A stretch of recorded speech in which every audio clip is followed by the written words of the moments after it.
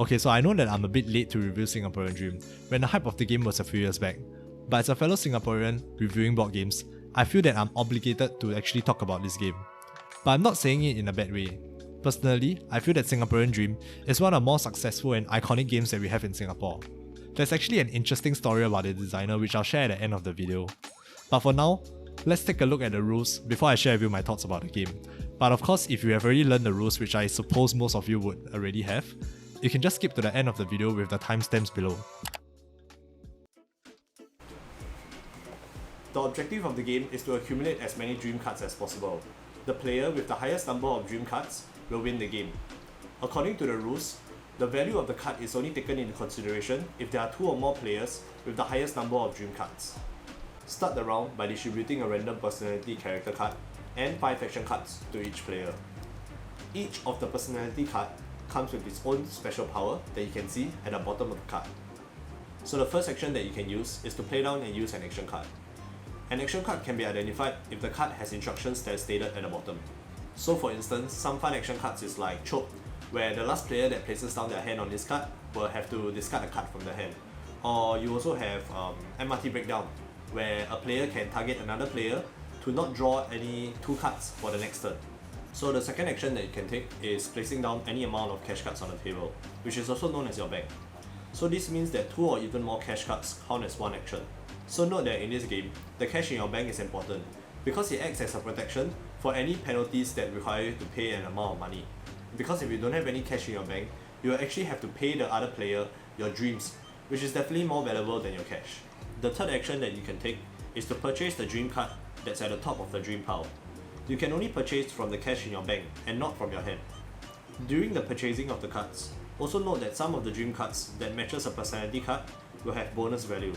So for instance, if let's say you have the personality card of the insurance agent, dreams like go on an incentive trip will become 2 dreams instead of 1, as you can see from the top of the card here when it says +1 for insurance agent.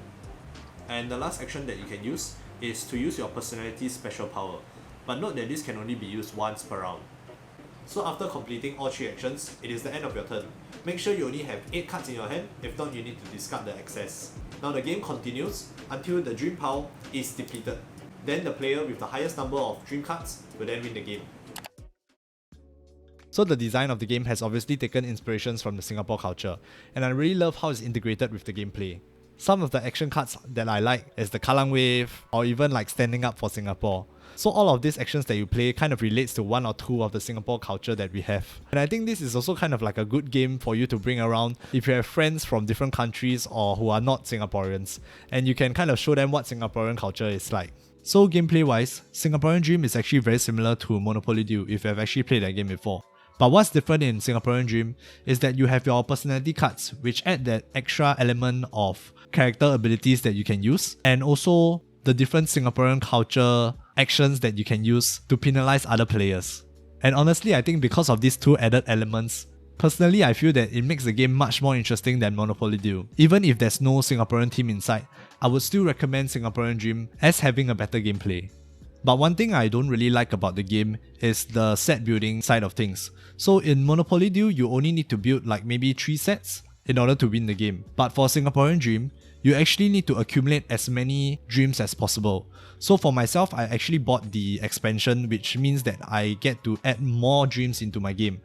And I needed to recycle the action cards for a few rounds, making the game a bit longer than usual party games, which is about 30 minutes. So sometimes I might even go as long as 1 hour to clear the entire dream pile.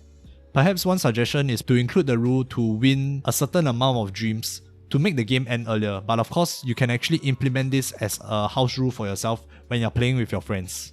Okay, sorry guys, so my camera battery ran out, so I need to record it on my phone for now. So basically I wanted to share with you guys the backstory of Singaporean Dream because of how interesting it is.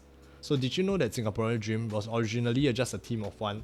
The creator of this game was actually just a local Singaporean girl who was managing all the aspects of the game. So this means the designing of the mechanics, the designing of the game itself. She was the one who actually drew all those cute cartoons that you see in the game.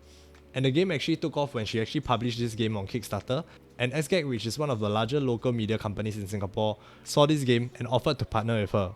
So with her and the SGAG team, they tweaked the game and distributed it to the mass market in Singapore, making it so successful today.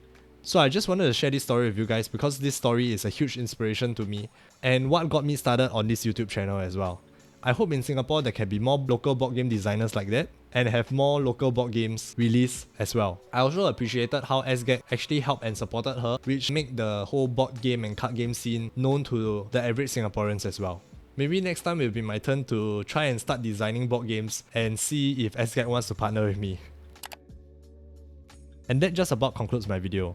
Overall, I feel that Singaporean Dream is a great party game, and I'm not just saying it because I'm supporting local. I really feel that the design of the game mechanics and the design of the game is really well done, and it was really able to integrate nicely with the Singaporean culture as well. And for this game, there's also actually one in Malaysia called Malaysia Dream as well, and also currently they have this new normal because of the whole COVID situation. So let me know if you have any questions in the comment section below, and I'll see you in the next one.